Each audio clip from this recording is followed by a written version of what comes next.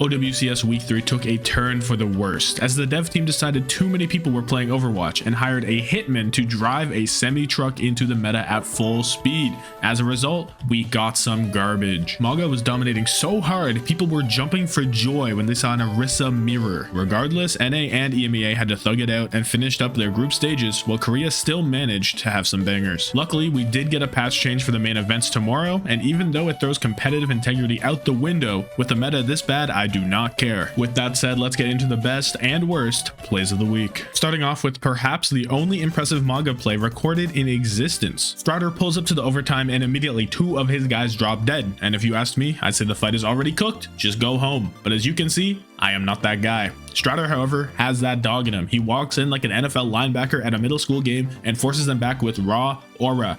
Or maybe it was the 15 million DPS coming from his miniguns, but we don't know for sure. Bro got them to vacate the premises, but that wasn't enough. He wanted them dead if they stepped foot on his turf, so he drops the cage and resets his ammo because he hasn't shot him enough already, and lets them know they really are not welcome. Unfortunately, Beluga's Pontoon does not get the memo and walks into the cage plus Death Blossom combo, setting up Pip for a successful 3v5 retake. However, most other tank players are not immune to the mauga brain rot. Right here is a prime example. Smurf has his eyes set on Violet, and so he shoots him at all costs with no regard for his safety. I mean, bro walked through his own and the enemy sim wall in order to take a 1v4. If you were to take his name tag off, the Guess My SR chat is saying straight silver. The Tommathan Nation Discord would say it's Dong Hack Ram gameplay. But no, believe it or not, this is one of the greatest tanks to ever do it. And this is with Hanbin and Smurf sharing the mauga brain cell on Falcons, but it's still affecting both of them. Bro had to lock himself up to prevent the world from seeing the crimes he's capable of on a hero this strong. Straight up, the only guy that could hold Hanbin back is himself, and that's why he's the GOAT. You also get instances like this where Belosvia just forgets where he is and what he's doing. Bro charges in for the cage, even hits the ult into charge tech,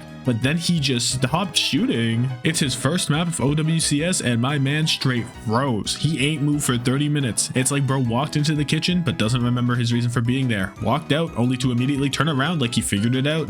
Sadly, we will never know what he was looking for. If only he shot his guns just a little, he'd live long enough for the beat. But nah, he'd rather not. And finally, we have what happens when you reach the tipping point and play too much mauga. Unlike Falcons, Whack-A-Sign jump into mauga duty and let Max play other heroes to keep his sanity. At the end of this series' Poker Face, Junbin goes full Joker mode. His team is completely rolling the map, and bro just wants to feel something. So he starts his workout routine at the Poker Face spawn. Take this as a reminder that the grind never stops. You can always find a way to get more reps in, even mid-game. Now Poker Face, while being beat down and a meter away from losing the series, suddenly think they nick a 30 with this never back down, never what? Nah bruh, just give up if the enemy tank is emoting at your door in front of a live studio audience. Stay down. But no, they stop the cap, and a minute later, Junbin tries to help him out and switches teams by unloading multiple clips in Heesang's general direction. And I don't even blame him. I mean, look at this fight. This is commonplace for the meta. It's a miracle Overwatch hasn't been struck down for causing epilepsy. They dropped 10 ults at once, and I don't think a single player on either side knows what made the blue team come out on top. So forgive Junbin if he needs to BM and shoot his own guy to produce a smile. The sad thing is, for the first few matches of this week, I was kind of rocking with what teams were cooking. Like Heesang and Alpha Yi going ban for ban on Genji is hype as hell. Alpha Yi was certified, locked in. Bro had the invisibility cloak on until he popped the blade, and then he started dodging shit like he was in the Matrix. I've never seen someone hit the weave game like this and still almost clutch up, and he almost got away with it too, but Heesang was not having it. Bro playing dishonest like FTG wasn't locked up for half the fight. Bro swinging that fish in the barrel and still gonna put it in the montage. This is a straight up violation, and bro had the audacity to teabag after?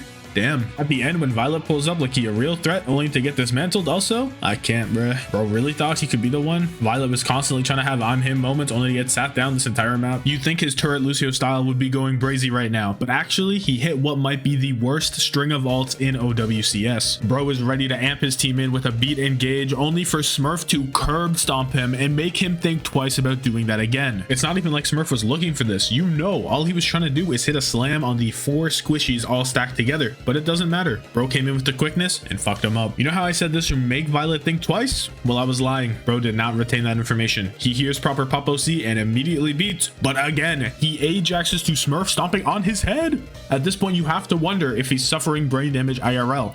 Why did bro swing the OC in the first place? There's absolutely no reason to jump out from cover there. It's like bro thought he was different with the beat. He thought he was gonna win this 1v1, but no bro, it do not work like that. Speaking of Lucio, we gotta talk about the GOAT, Magic 8-Ball. He's trying to go toe-to-toe with Hottie for lowest heart rate in OWCS. Bro is straight vibing on point with the amp speed and walking around King's Row like he's an NPC in a Blizzard official advertisement. Even in situations like these where he gets bored and starts exploring the map, it's not a big deal. Bro is straight 8-balling on the lobby. He just has special properties other players can't figure out. Like, how does he get this beat off? I don't know the mechanics behind this, but somehow he found a way to beat midair. He's just like that. Geo could not do this. Lee J Gon cannot do this. This is a 8-ball exclusive tech. Like, he actually got the overhealth before he hit the ground. So to me, it looks like he's fucking around with the fabric of space and time. And we have more evidence for that as well, because against Dreamland, Pip lose a fight and the lobby straight up resets. This plus the flying beat could be grounds for a case, all I'm saying. Next up, we have a masterclass of what peak movement looks like. Chronic sees the EMP from Bun on the way and hits a translocator dodge to fire one back. Bro just hit the nastiest weave of all time, straight up left the temporal realm for the spin back. Unfortunately, even though this is an easy meta to play Sombra in, not everyone is built for it. Choice A1 makes possibly the worst play of all time. He straight up walks into the enemy team, reveals himself, still tries to go for a manual hack, and then tries to leave through the bus stop. Literally, what is bro doing? His team is straight up in a different city, and he has no reason to be there in the first place. It might be time to let go and admit that my GOAT